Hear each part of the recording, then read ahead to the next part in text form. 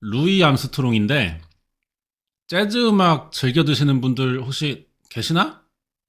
제가 재즈를 좋아합니다. 뭐 아시는 분은 알지만 제가 음악 스펙트럼이 넓어요. 그래서 이제 재즈에 대한 설명을 잠깐 소개해 보자면은 이 재즈라는 것은 말이야, 응?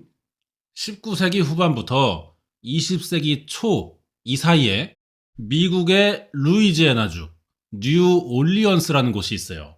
여기 살던 아프리카계 미국인들이 뭐 블루스, 댄스, 스윙, 브라스 밴드의 이 아프리카식의 리듬을 쓱까가지고 만든 음악이 재즈다. 예, 이렇게 보시면 되겠습니다. 뭐 정확히 말하자면은 음악의 기원은 뭐 잘 몰라. 제대로 알 수가 없어. 장르적 분류는 더 그렇단 말이야.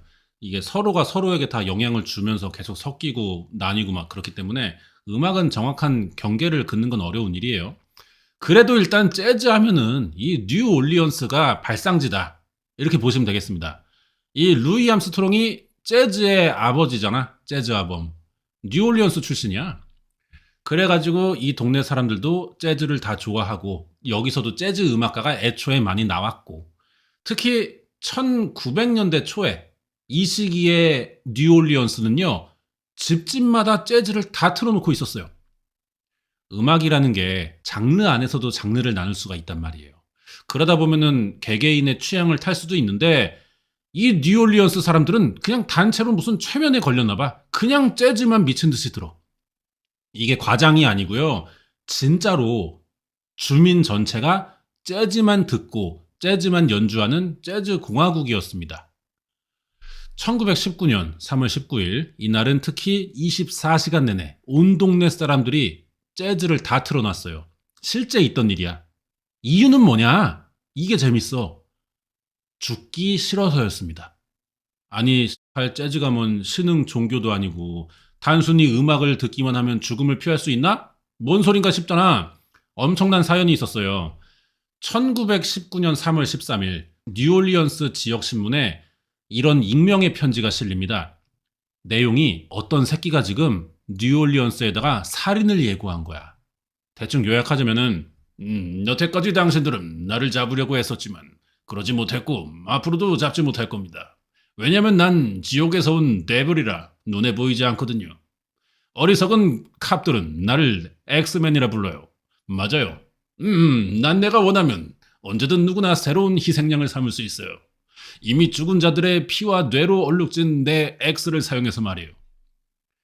뉴올리언스 사람들은 나를 끔찍한 머더러라고 생각하는 것 같은데 나는 그저 죽음의 엔젤 같은 존재입니다.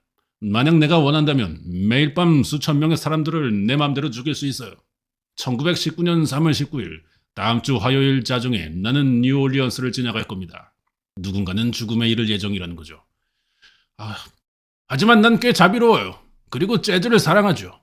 만약 죽음의 에인절인 내가 이곳을 지나갈 때 재즈의 음악이 흘러나오는 집이라면 조용히 지나가겠어요. 그 집 사람들은 모두 무사할 거란 말이죠. 하지만 이날 재즈를 듣지 않는 집이 있다면 누군가는 죽게 될 거예요. 이지랄을 해놓은 거야. 이지랄을 이게. 응? 뉴올리언스 사람들이 안 불안하고 배겨? 이게 온 동네 사람들이 다 재즈를 틀어놓은 이유였습니다. 그러면 살인 예고도 예고지만 궁금해지는 것들이 많거든요, 이제? 아니, 도끼맨 그래서 엑스맨 이 새끼 대체 누구냐고? 장난일 가능성도 있어. 근데 진짜 사람들은 편지 내용을 심각하게 받아들였냐는 거야. 그리고 재즈 음악을 안 들은 사람도 한둘은 있을 거 아니에요. 이 사람들 죽었냐? 오늘 이 이야기를 해볼 겁니다. 1918년 5월 23일 미국 뉴올리언스에 여기 조셉 마지오랑 캐서린이라는 부부가 살았어요. 이탈리아에서 왔대. 이탈리아 음식 장사했고 옆집에는 남편인 조셉의 남동생 제이크랑 앤드류가 살았고 형인 조셉이 먼저 미국에 와서 자리 잡으니까 동생들이 따라왔나 봐. 형제끼리 셋이 사이가 좋았대요. 서로 잘 돕고 그랬어. 잘 지냈다고. 저녁에 가게 퇴근하면은 아내인 캐서린이 집에서 저녁 만들고 있어. 그럼 동생들 불러가지고 같이 밥 먹고 시간 보내고 매일 이렇게 사는 거야. 이날도 그랬지. 저녁에 넷이 모여가지고 맥주 한 캔씩 때리고 각자 이제 방에 가서 자려고 누웠는데 그러다 새벽에 동생 방에서 앤드류가 먼저 일어납니다. 둘째 형인 제이크를 깨워. 님, 일어나 보셈! 그 제이크가, 아, 왜? 앤드류가 막 벌벌 떨고 있어. 아니, 옆방에서 신음소리가 들려. 이 말에 제이크는 살짝 짜증이 납니다. 야, 씨발 형 신혼이잖아. 그땐 그럴 때야. 제이크는 여친이 없거든. 신경 쓰지 말고 신경은 쓰이겠지만 당연히 그냥 다시 자라. 그리고 먼저 누웠어. 근데 앤드류는 그게 아니래. 이건 그런 소리가 아니라는 거야. 고통스러워서 내는 신음소리라는 거지. 형 방에서 지금 뭔가 심상치 않은 일 일어난 것 같으니까 같이 가보재. 제이크가 정신 좀 차리고 계속 들어보니까 좀 그런 것 같기도 해. 바로 일어나가지고 둘이 큰형 방에 가본 거야. 앤드류 말이 맞았어. 조셉의 집 현관을 누가 강제로 땄더라고. 안에 들어가 보니까 사건은 벌어져 있었고 조셉과 캐서린 형네 부부가 침대에 누워있긴 했는데 피를 엄청 흘려놨습니다. 조셉은 목에 베인 상처가 있었는데 아직 숨을 쉬고 있었어. 형수인 캐서린은 아예 목이 떨어져 나간 상태였고 바로 경찰에 신고하고 형 병원에 옮겼어요. 근데 너무 늦었지. 피를 너무 흘려가지고 형도 몇 분 뒤에 죽었다고 하더라고. 경찰은 조셉의 집에서 범인이 두고 간 피 묻은 옷과 면도칼을 발견하거든요. 도끼도 나왔어요. 면도칼로 공격하다가 안 되니까 도끼로 캐서린의 목을 벤 것 같아. 집에 현금, 귀중품 다 남아있어. 그럼 강도는 아니란 말이야. 원한에 의한 살인을 한번 생각해 봐야 돼요. 치정일 가능성이 없냐? 이게 약간 미묘한 게 캐서린에게 더 큰 공격을 했잖아, 여자에게. 거기에 면도칼은 막내 동생인 앤드류가 쓰던 거예요. 앤드류는 이 사건 최초 발견자잖아. 만약에 앤드류가 범인이고 사건을 저지른 뒤 방에 돌아와서 둘째 형 제이크 깨워가지고 연기했을 가능성도 있는 거고. 치정으로 생긴 원한일지도 모르니까 일단 앤드류 체포했어요. 형수와의 막 은밀한 사랑 아니냐 막 이렇게 생각해서. 근데 앤드류가 범인이 아니야. 면도칼이 앤드류 거 맞는데 이발소에서 잊어버렸다고 하더라고. 그리고 형수랑 치정이라는 증거가 일단 없고 범행 동기도 딱히 안 보여. 앤드류는 풀려납니다. 여기서 한 가지 말하자면 사건 이름을 경찰이 지었어요. 발표하면서 사건의 명칭을 정해야 된단 말이야. 이걸 경찰이 해. 우리나라 같은 경우는 개구리 소년 사건이 원래는 애들이 도룡뇽 잡으러 간 거예요. 근데 도롱뇽이다 이렇게 기사 나버리면은 도시 애들이 경찰서에 전화한대. 그게 뭐냐? 막 물어본다는 거야. 예전에는 그런 일들 많았어. 그래서 알기 쉽게 개구리로 바꿨고 지존파도 원래는 지존파 아니죠. 마스칸이었는데 그리스어입니다. 어렵잖아. 그래서 마침 두목인 김기환 이 새끼 별명이 지존이겠다. 이때 또 무협지가 인기였어요. 그래서 지존파라고 기자 브리핑 했던 거야, 경찰이. 해외도 마찬가지입니다. 경찰은 조셉과 캐서린을 직접 죽인 흉기가 면도칼이지만 특히 캐서린을 도끼로 목을 자른 수법이 강렬하니까 수사하면서 자기들끼리 도끼맨 이렇게 했던 거예요. 그게 기자들 통해 알려지면서 뉴올리언스의 도끼맨 연쇄살인 사건으로 된 겁니다. 연쇄살인이야 이거. 한 달 만에 같은 사건 또 벌어져요. 이 사람들이 피해자인데 이 사람들도 시내에서 음식 장사합니다. 루이스 배슈머, 여친인 해리엇 로우. 전날 밤 가게 2층 숙소에 들어와서 범인이 도끼로 죽인 거지. 남자인 루이스 배슈머는 오른쪽 관자놀이가 도끼에 맞아서 두개골이 함몰됐고요. 여자인 해리엇 로우는 왼쪽 귀가 잘렸어. 귀 아래로 얼굴 신경이 지나가거든요. 신경이 같이 잘려가지고 얼굴이 거의 다 마비됐다고 하더라고. 그래도 그나마 살았습니다, 이 사람들은. 새벽에 빵 배달 온 직원이 발견해서 바로 병원에 갔고 둘 다 살았는데 먼저 사건이랑 수법이 좀 같아 보여. 범인이 자물쇠 부수고 안에 들어와서 집안 귀중품에는 손도 대지 않고 자던 사람만 공격한 뒤에 사라집니다. 흉기는 이 집에 있던 공구용 손도끼였어요. 이 정도면 뭐 동일범이라고 봐야겠지. 이 뒤로 비슷한 사건이 뉴올리언스에서 계속 일어납니다. 2달 만에 임신 8개월 된 여성이 자다가 공격당해서 머리 다쳤고 5일 뒤에는 또 다른 이탈리아 출신 남자가 둔기에 머리 맞아서 죽었고 해를 넘어가 사건이. 이게 금방 안 잡힌다고. 1919년 3월 10일 또 이탈리아 이민자 부부랑 2살 된 딸이 자다가 도끼에 맞아 죽는 사건이 일어났어요. 어깨, 머리에 공격당해 크게 다쳤지만 살아 있었고 딸만 죽습니다. 지금까지 말한 모든 사건이 1년도 안 돼서 일어난 거야. 근데 다 수법이 비슷해. 도끼맨의 방식이라는 거지. 4명이 죽었어 지금. 뉴올리언스가 혼란에 빠지죠. 주민들은 도끼맨이 언제 집에 들어올지 몰라서 다들 자물쇠 사러 다니기 바빴고, 경찰은 이런 주민들 안심시켜야 하니까 밤새 순찰 다녔고, 근데 이 새끼가 안 잡힌다? 그러다 도끼맨이 지역 신문에 살인 예고 편지를 보내는 상황까지 왔던 거예요. 아까 잠깐 읽은 그 지옥에서 왔다는 중2병 걸린 그 새끼 그 내용. 1919년 3월 19일 자정에 뉴올리언스에 나타날 건데 니네들 재즈 듣고 있으면 살려주겠다. 그러니까 사람들은 어때? 이미 연쇄살인은 벌어졌겠다. 이걸 무작정 거짓말이다, 장난이라고만 볼 수 있어? 다들 혹시나 하는 마음에 다들 시내 나와서 재즈 앨범 사러 다니는 거야. 낮부터 사람들이 재즈를 틀기 시작해요. 그날 밤이 왔어.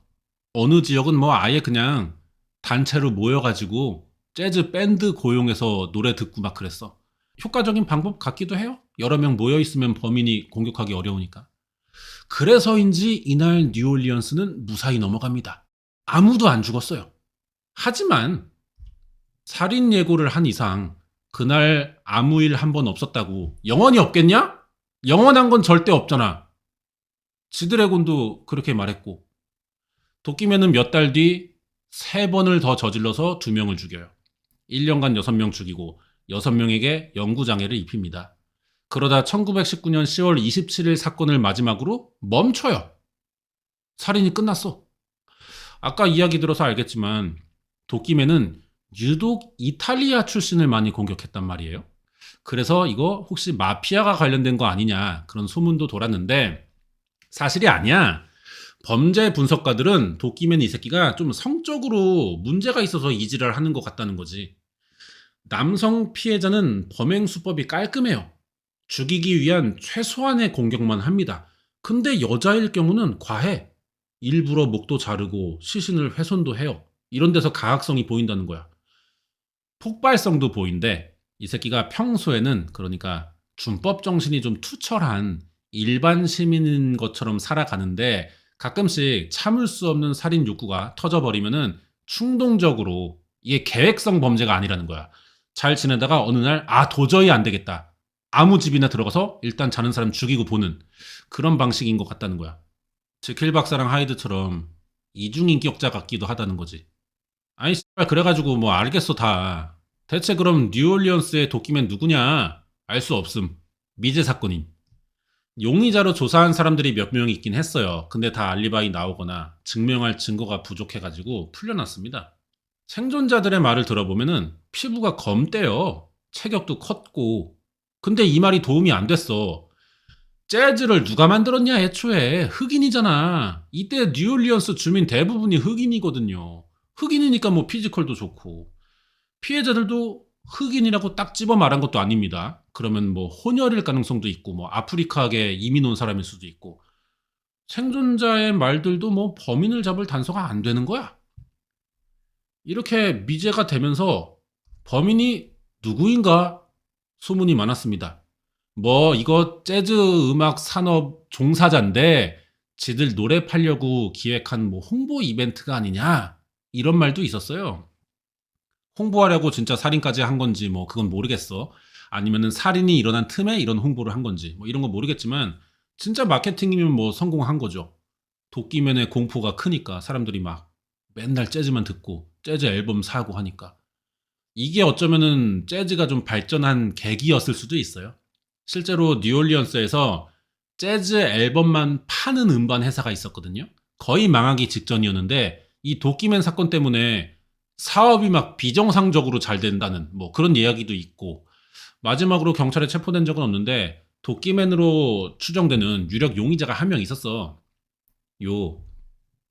이건 그때 조셉 몬프레라는 남자가 마이크 페피톤이라는 여자의 총에 맞아 사망한 사건이 있었다. 그 기사가 나온 유일한 신문입니다. 일단 기사 내용은 뭐 범인이 남편 죽이고 도망가자 아내인 마이크가 범인을 한 9년간 뒤쫓다가 로스앤젤레스에서 찾았고 총을 쏴서 남편의 복수를 했다. 그런 내용인데 교차 검증이 이게 안 돼요. 일단 장소가 로스앤젤레스잖아. 요 뉴올리언스에서 로스앤젤레스는 존나 멀거든. 차로 30시간 가야 돼요. 비행기 타도 4시간. 얼굴 하나 봤다고 1920년대에 차로 30시간 거리를 뒤지다가 범인을 만날 수가 있겠냐고. 이런 게 좀 비현실성이 있고. 마이크 페피톤이 누구냐면요.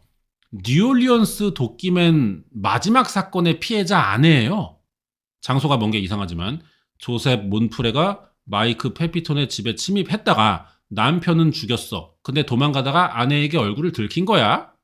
그래서 추가 범행을 멈춘 게 아닌가 이런 생각이 들기도 해요. 이 새끼 하는 짓 봐서는 사이코패스일 가능성이 높잖아. 이런 새끼들은요. 범행 실패 한 번에 현타가 시게 옵니다. 난 실패했다. 난 더 이상 사람을 죽일 자신이 없다. 내 도끼는 날이 너무 무디다. 이 지랄 하면서 막 울다가 감정적 변화를 겪는 거야. 감정적 변화를 겪은 연쇄살인범들은 보통 범행 방식이 변합니다. 그 고유의 방식이. 어디 다른 데서 그래가지고 새로운 살인을 시작했을 수도 있고 뭐 모르는 거지. 근데 문제가 뭐냐면 이 조셉 몬프레라는 사람이 실존했는지가 확인이 안 돼요.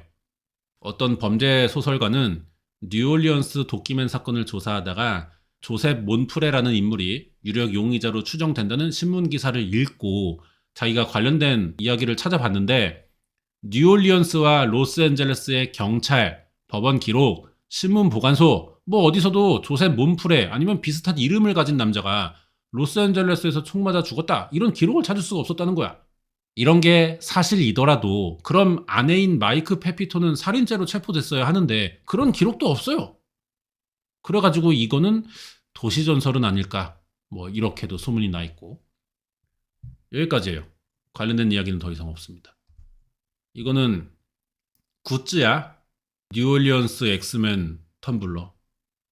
1919년 뉴올리언스의 재즈를 부흥시켰던 도끼맨은 연금이제 사건이 됐죠. 앞으로도 계속 뭐 예전에 이런 사건이 있었다더라. 재즈에 관련된 연쇄살인이 있었다. 이 정도의 이야기로만 남지 않을까? 그런 생각이 들고 그래가지고 이제 뭐 서프라이즈 한번 나왔다가 그렇게 되겠죠. 사건 내용은 여기까지고 다음 주에 또 더 재밌는 사건 준비해서 올게요.